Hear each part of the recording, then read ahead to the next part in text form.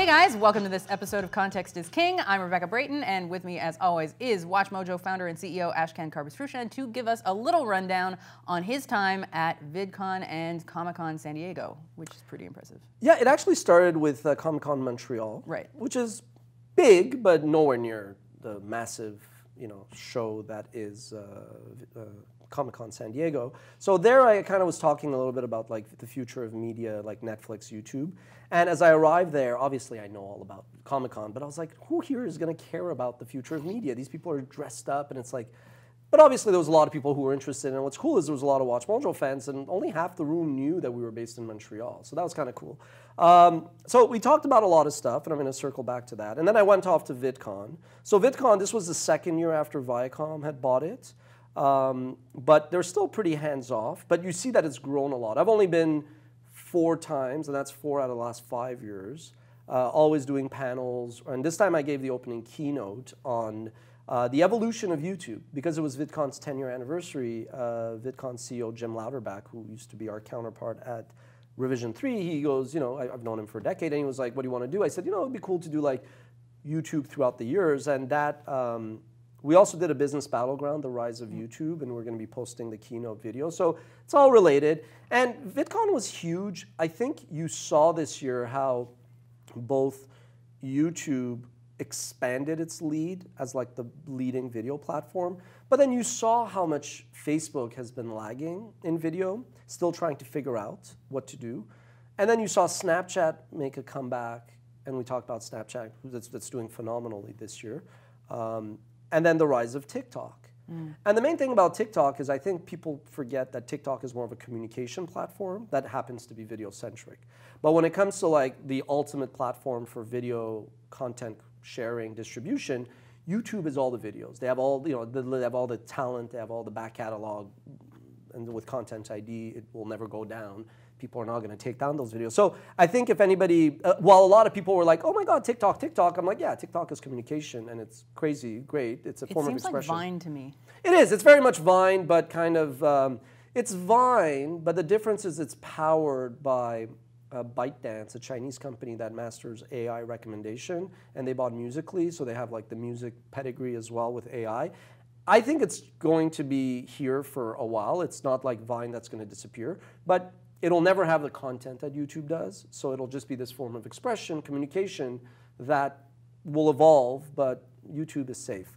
Now, then I came back, and then I went to Comic Con San Diego, which was massive. There we talked about, had a panel with a fellow lawyer, Heidi Tandy, to talk about, basically fair use and fan engagement. And again, it was, I thought, who would care about this? But there was a lot of people who were interested. And again, it's really great about these conferences is it's kind of like ground zero for WatchMojo fans, right? So there's a lot of people who come up, and we will be doing something like on how geek culture took over pop culture, and we'll probably be filming a lot at Comic-Con New York. So bring it all together. But the main thing I don't know if you have any questions or comments. I mean, we covered it as well. We did a bunch of videos. I've always just been fascinated with Comic-Con as on the whole. Like, it just seems like such a neat experience. It's massive. I actually think so we've always been torn with like, do we go, do we not go? We're not like, even like VidCon, we're not necessarily your typical influencer, but I do think like, like we probably should have a bigger presence at all of these, and I think that's probably like the next chapter. Like as experts or as panel? Or I as think like a combination. Okay. I think it's a combination. Like I think like if you were there and you were to talk about just like, being the voice and face of a brand that covers pop culture, where it's like, sure, people may care more about the underlying franchise, but then they start to get to know you and like you. Like, that's an interesting, different story. Because one thing I realize is like these organizers do want complementary topics. So because the reason why they chose these more industry themes, which I thought nobody would care, but then I said, I get it, is because there's so many others that do the more consumer-facing.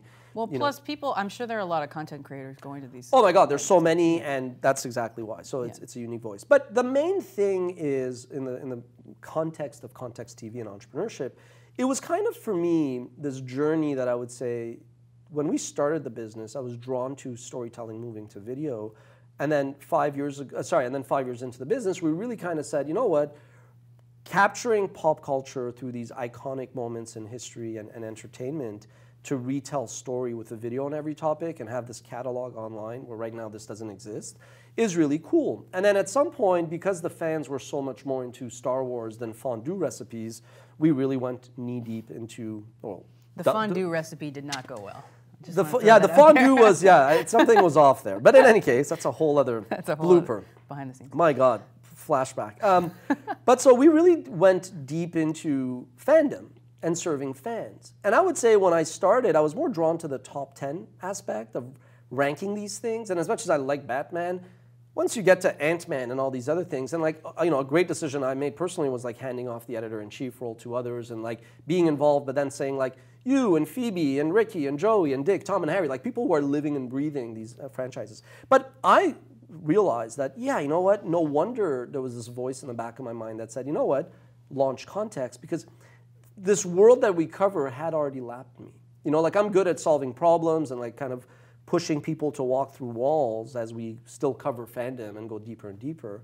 But my takeaway 2 weeks being down at Vidcon and Comic Con was, wow, this world, we were right to see it coming. And the same way that we saw that geek culture would replace pop culture and become one, and Big Bang Theory would be the biggest show, and Marvel would be like on the front page of CNN and not just like, you know, geekmovies.com. I see the same thing with entrepreneurship now, meaning I feel like if you're a young 14 to 20-year-old, I don't think entrepreneurship is going to be, let alone fringe or niche or this side thing. I think in like 5, 10 years in the future, entrepreneurship is just life. You know, like kind of wanting to walk to the beat of your own drums. Like everybody bashes millennials, and yeah, the stereotype of everybody is there for a reason. But I actually tell a lot of older people, I go, listen to the young audiences and generations. You know, like my main thing is how they don't really associate and identify themselves with what they do.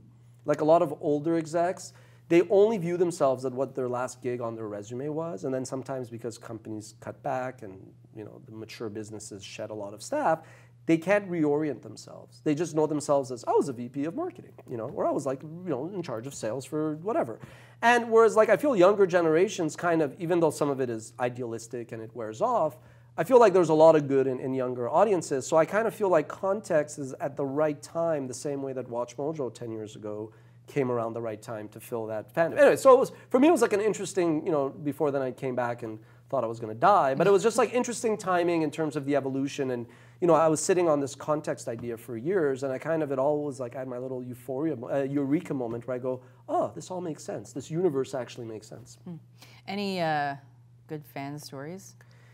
Yeah, I mean, so many. I had a lot of people, like I never wear WatchMojo shirts, but because it was Comic-Con, like I wasn't going to show up in a suit. So I was wearing my WatchMojo shirt, so I had a lot of people come up. And then at the, like people were just looking at the hotel. One guy was like, hey, cool, I love that channel. And then I was like, I was actually one of the guys who started. He's like, oh my God, you know, so it was like, so that was cool. Yeah, a lot of stuff like that. I mean, it's kind of like, I, for 5 years, 2006 to 2011, would go to conferences and people would come up and be like, I'm such a fan. And I was like, you know WatchMojo?